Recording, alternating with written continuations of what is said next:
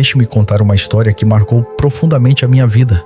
É uma experiência intensa que vivenciei através da minha querida avó, que sofria de Alzheimer. Sei que os detalhes podem ser um pouco complicados, mas tentarei simplificar o máximo possível. Se tiverem alguma dúvida, sintam-se à vontade para me perguntar. Minha avó nasceu na década de 1920 e, quando tinha apenas 4 anos de idade, foi praticamente vendida ou alugada por sua própria mãe e padrasto, vivendo em condições análogas à escravidão. Felizmente, anos depois, quando sua mãe desenvolveu diabetes, uma doença muito mais grave naquela época, ela a trouxe de volta para casa para cuidar dela. Minha avó fez isso até fugir e se casar com meu avô no início da participação dos Estados Unidos na Segunda Guerra Mundial, quando ele trabalhava consertando aviões em Lincoln. Meus avós tiveram uma vida boa juntos e 2 filhos, minha mãe e meu tio. Tudo parecia seguir bem, como nos tempos prósperos do pós-guerra, até que meu avô traiu minha avó. Eles continuaram casados, mas, entre essa traição e o modo como a mãe dela a tratou, minha avó se tornou uma pessoa bastante amarga e irritadiça. Quando nasci, eu era praticamente a única que lhe trazia um pouco de paz. Em 2009 começou uma sequência trágica em que vários membros da minha família faleceram, restando apenas eu, minha mãe e minha avó. Meu tio se suicidou em 2011, o que fez a demência leve da minha avó evoluir para uma doença grave, em que nada mais fazia sentido. Minha mãe, que morava comigo após a morte do meu pai, e eu tentamos cuidar da avó em casa, mas ela exigia mais do que qualquer um de nós poderia suportar com segurança. Ela ficava irritada e malvada o tempo todo, piorando quando se lembrava da perda do filho. Estávamos prestes a desistir e encaminhá-la para uma casa de repouso quando ela caiu e uma cadeira bateu nela, quebrando seu quadril. Essa fratura de quadril aos 89 anos acabou causando uma demência mais parecida com o Alzheimer, e a raiva e a amargura só pioraram. Quando os médicos a enviaram para uma casa de repouso para reabilitação após a cirurgia, ela acabou na unidade de memória porque, em sua cadeira de rodas, tentava escapar diversas vezes. Isso aconteceu em 2013. Nós a visitávamos fielmente para mantê-la confortável, mas, do final de 2014 ao início de 2015, minha mãe adoeceu e foi diagnosticada com câncer terminal. Ela faleceu em 15 de abril de 2015. Nesse ponto da vida da minha avó, depois de consultar pessoas que entendiam sobre Alzheimer e psicologia geriátrica, decidi não contar a ela que sua filha havia morrido, pois ela não seria capaz de processar e vivenciar aquela perda.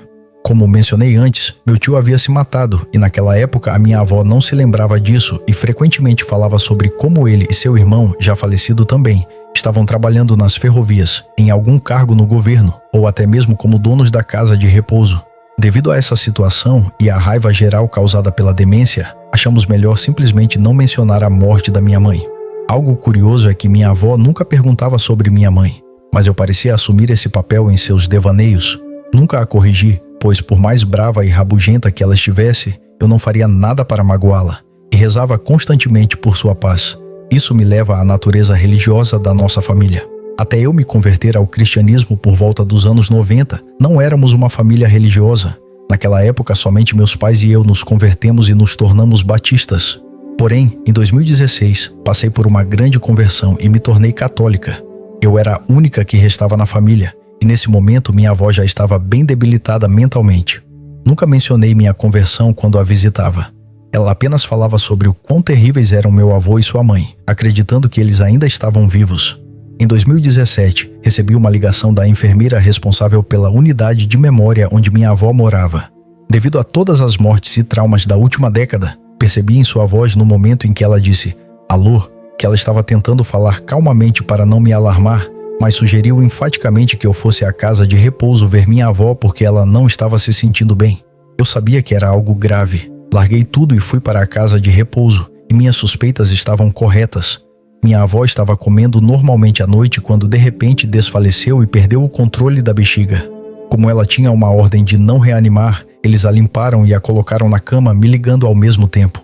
Todos nós, assim como eu, desconfiávamos que ela estava prestes a morrer. Quando cheguei, ela estava limpa e deitada na cama. Ela me reconheceu imediatamente e quando falou não soava enrolada ou como se tivesse demência. Ela falou prontamente e pela primeira vez em anos me chamou pelo nome e estendeu a mão para mim. Ela disse, "E não há edições ou acréscimos nisso?" Eu anotei assim que cheguei em casa naquele dia. "Lisa, você está aqui?" Respondi. "Sim, vovó, estou aqui, você está segura?" Ela fez uma pausa e disse, "Eu fui a um lugar, não. O lugar veio até mim e não era um lugar. Era mais como um estado de ser. Lembro-me de prender a respiração e segurar sua mão fria. Me conte sobre isso. Ela disse. Foi um pouco assustador. Perguntei por quê. Ela respondeu. Porque não havia dor e eu não estava com frio e não estava sozinha e tudo ao meu redor era amor. Não estou acostumada a não sentir dor ou a não ficar sozinha. Sua mãe estava lá e ela parecia mais bonita e mais viva do que eu jamais a vi. Eles estavam todos lá com Jesus. Ela me olhou e, acreditem, meus olhos estavam marejados. Você acha que isso foi real? No início não consegui dizer nada porque estava muito emocionado, mas comecei a acenar que sim. Finalmente consegui dizer engasgado. Sim, sim, eu acredito nesse lugar. É o paraíso nosso lar. E se esse lugar vier até você novamente, você tem minha permissão para ir até lá e ficar. Ela assentiu, piscou, sua mão esquentou e ela quis se levantar para ir ao banheiro. Em um piscar de olhos, ela passou de completamente lúcida para a demência. Tendo enterrado toda a minha família e estado perto de pessoas moribundas, eu sabia que às vezes elas ganham um estranho fôlego antes de morrer, quase como se fossem virar uma esquina e ficar completamente melhores. Fiquei um tempo com minha avó naquela noite, mas ela estava como sempre em relação à demência. A única diferença é que parou de falar coisas maldosas e loucas. Ela sorriu, ela riu, ela teve alegria. Saí naquela noite e voltei no dia seguinte, encontrando-a sorrindo em sua cadeira de rodas. No momento em que entrei e me sentei, ela sorriu e disse: "Vou para casa em breve." Fiquei hesitante porque, no início de sua estadia na casa de repouso, ela frequentemente dizia isso, mas queria dizer que estava saindo da instituição e voltando para a casa onde morava com meu tio antes de ele se matar. Em vez de presumir qualquer coisa, simplesmente sorri e respondi: "Ah, é mesmo? Quando?" Ela sorriu. "Um homem da sua igreja virá e me levará para o céu, onde estive ontem à noite." Isso chamou minha atenção porque eu não frequentava uma igreja há 20 anos e ela não sabia que eu estava indo a uma agora. Eu disse: "Ah, é mesmo?" "Sim, ele virá e garantirá que eu entre no avião," ela respondeu. Agora, eu não sabia exatamente o que isso significava porque, por experiência própria, sei que as pessoas que estão morrendo às vezes falam por metáforas, mas também não queria pensar que era uma mensagem espiritual imediatamente, pois ela também poderia estar falando em termos de demência. Tentei conseguir algum tipo de descrição, mas tudo o que ela disse foi que um homem da minha igreja viria e a levaria para casa.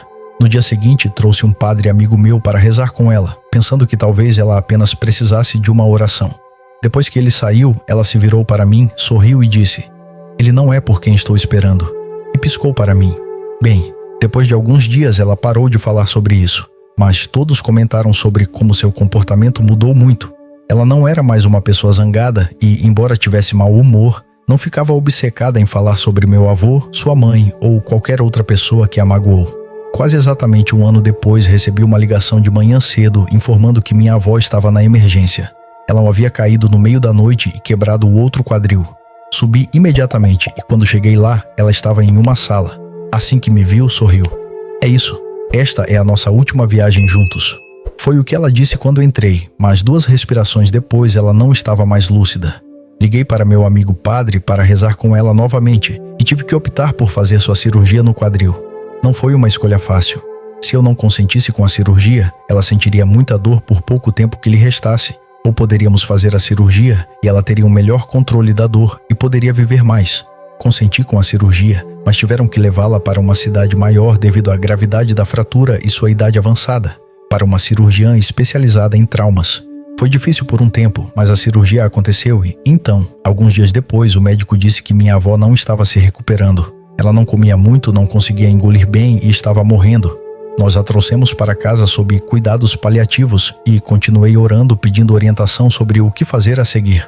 2 dias depois de ela chegar em casa, a casa de repouso me ligou e disse que sua respiração havia mudado. Eu sabia que ela estava começando a morrer ativamente.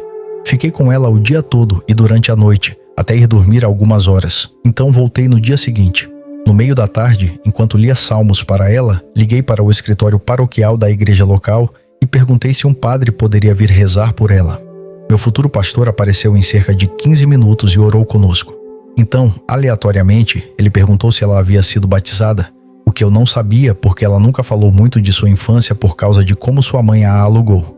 Eu não sabia, mas sabia que ela acreditava por causa do que havia acontecido com ela e porque ela começou a frequentar estudos bíblicos. Não tenho ideia de como é um estudo bíblico para pessoas com Alzheimer, mas ela sempre ia. Ele pegou meu copo d'água e disse o nome da minha avó, perguntando se era da vontade dela ser batizada. Como ela não respondeu, ele a batizou em nome do Pai, do Filho e do Espírito Santo. Conversamos mais um pouco e então ele teve que ir celebrar a missa. Ele me disse que rezaria por ela na missa daquela noite. Às 18h30, quando ele estava consagrando a Eucaristia na missa, ela faleceu. Estou lutando contra um câncer renal em estágio 4 agora. Herdei isso da minha mãe e sei que meu tempo é limitado. Eu acreditava no céu antes disso acontecer e poderia contar muitas histórias de membros da minha família quando eles morreram.